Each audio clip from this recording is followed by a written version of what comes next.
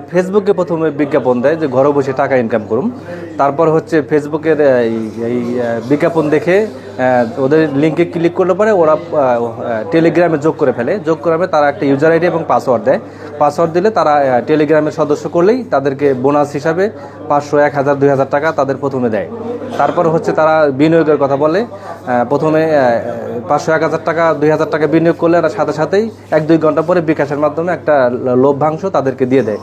দিয়ে দিলে পরে এরা মনে করে যে তাহলে আমরা মনে হয় ঘরে বসে ইনকাম করতে পারবো। তখন এরা একটা অফার দেয় যে 2 লাখ, 3 লাখ, 5 লাখ, 10 লাখ, 50 লাখ, যে যত পারেন ডিপোজিট করতে পারেন। এরকম অফার দিলে পরে ডিপোজিট করলে পরে ওরা প্রথমে 1 লাখ, 2 লাখ দিলে পরে সাথে সাথে ওরা প্রফিটটা দেখাই দেয় যে আপনি 1 লাখ টাকা ডিপোজিট করছেন, আপনি 1.5 লাখ টাকা এই প্রফিট জমা হয়ে গেছে, সেটা আপনার অ্যাকাউন্টে জমা হয়ে গেছে। কিন্তু আসলে সেটা ব্যাঙ্ক অ্যাকাউন্টে জমা হয় না। এটা ওরা একটা অ্যাপস তৈরি করছে, ওদের নিজস্ব অ্যাপস। সেই অ্যাপসের মাধ্যমে টাকাটা জমা হয়। তখন ওরা বলে যে এই টাকাটা আবার যখন আপনি ব্যাংকে নেবেন তখন আপনাকে আরেকটা পেমেন্ট দিতে হবে। পেমেন্ট দিলে পরে তখন আপনারা ব্যাংক থেকে টাকাটা ক্যাশ করতে পারবেন। তখন এইভাবে ট্যাপে ফেলতে ফেলতে যে যেরকম পারে তাদের কাছ থেকে হিউজ টাকা নিয়ে যায়।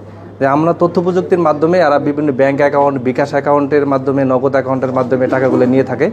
তো সেই তথ্য প্রযুক্তির মাধ্যমে এই সব ব্যাংক অ্যাকাউন্ট এবং নগদ বিকাশের ইনফরমেশন নিয়ে এদেরকে আমরা শনাক্ত করে গ্রেপ্তার করতে সক্ষম হয়েছি। 23 তারিখ দিবাগত রাত্রে বসুন্ধরা ডিএমপি বাটারা থানার বসুন্ধরা এলাকা থেকে তাদেরকে গ্রেপ্তার করছি। 5 জনকে, এই দলের সক্রিয় সদস্যদের 5 জনকে গ্রেপ্তার করতে সক্ষম হয়েছি। এবং আরও পূর্বেও এই ধরনের আরও 4-5 জন আসামিকে আমি গ্রেপ্তার করতে সক্ষম হয়েছি। আমার কাছে অলরেডি 4টা মামলা, এই প্রতারণার মামলা 4টা প্রক্রিয়া দিন আছে, তদন্তের দিন আছে আমার কাছে।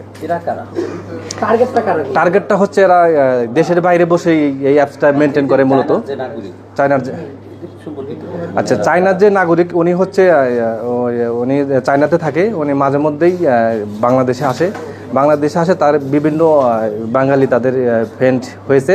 তারা করে হচ্ছে সে আইসা ওদেরকে বলছে, অন্যান্য আসামিদেরকে বলছে যে আমি এই দেশে একটা ফ্যাক্টরি করব, তোমরা এখানে চাকরি করতে পারবা এবং তোমরা এখান থেকে কমিশন পাবা। তোমাদের ব্যাংক অ্যাকাউন্ট দিতে হবে, আমি টাকা এখানে আনবো, কারণ আমি তো চায়না নাগরিক, আমার তো এই দেশে ব্যাংক অ্যাকাউন্ট হবে না। তো তোমাদের অ্যাকাউন্ট দিলে পরে তোমাদের অ্যাকাউন্টে টাকাগুলো আমরা নিব।